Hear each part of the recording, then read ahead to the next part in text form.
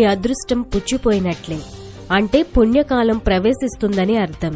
భగవంతుడు ఎవరినో అడ్డం పెట్టుకుని వారి ద్వారా మీకు పుణ్యఫలంను ప్రాప్తి చేస్తున్నాడు అని అర్థం. దానిని సరిగా మనం వినియోగించుకోవాలి. ఇతర వర్ణముల వారి కంటే బ్రాహ్మణుడు, బ్రాహ్మణుడు కంటే వేద బ్రాహ్మణుడు, శ్రీవిద్యోపాసనుడు, సన్యాసి, ఇలా ఒకదానికంటే మరొకటి కోట్ల రెట్లు ఫలమధికము.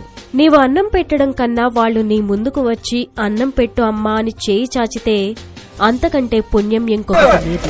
ఒక గోమాత నీ ఇంటి ముందుకు వచ్చింది, నీవు పిలవకుండానే వెంటనే దానికి గ్రాసం గాని అన్నం కాని పెట్టవలను. పిలవకపోయినా కాకతాళీయంగా ఒక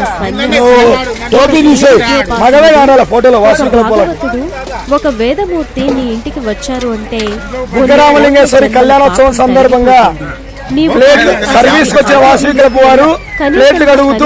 ఇక్కడ ఏమి ఇబ్బంది లేకుండా అన్ని సమకూరుస్తున్న వాసవి క్లబ్ మెంబర్స్, యోగులు, జ్ఞానులు ప్రెసిడెంట్ ఆధ్వర్యంలో అన్నం తిని వారి పాపాలను తీసుకుని వెళ్తారు, డబ్బులు తీసుకుని కాదు. తన భక్తుల ఆకలి తీర్చినందులకు భగవంతుడు మిక్కిలి సంతసించి వెంటనే తగు పుణ్యమును మన జమలో వేసేస్తాడు.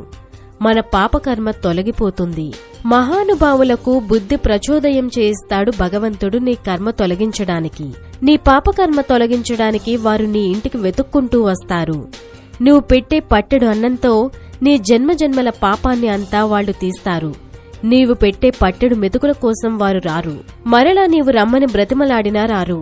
అది ఆ సమయంలోనే. ఒకసారి కాదనుకున్నావా మరలా తిరిగి రాదు. ఇంటి ముందుకు వచ్చిన గోమాత కూడా అంతే.